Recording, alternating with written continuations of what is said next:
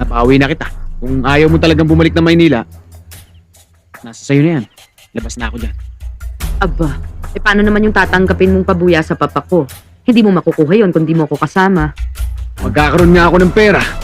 Kung gagamitin ko naman yung pera sa libing ko, di bali na lang. Kung dagdagan ko yung tatanggapin mo para tulungan mo ko, Napakababa talaga ng tingin mo sa akin. Ang tingin mo talaga sa akin, mukhang pera ako.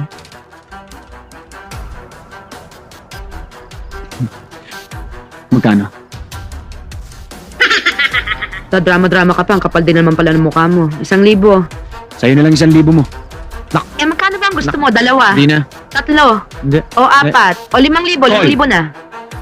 Mukhang pera ka talaga, no? Excuse me, Miss Castillo. Hindi ako mukhang pera. Businessman lang ako. No more, no less. Thank you. Siya nga pala. Bago makalimutan, yung down payment ko. Hindi ako sa Maynila na! Ang kapal mo talaga, hindi ka pa nagtatrabaho, naniningil ka na. Huwag mo naman ako sisigawan. Hindi mo naman ako kailangan sigawan. Madali naman akong kausap eh. Pumayag na nga yung tao eh. Nakakasakit ka ng damdamin. Sensitive pa.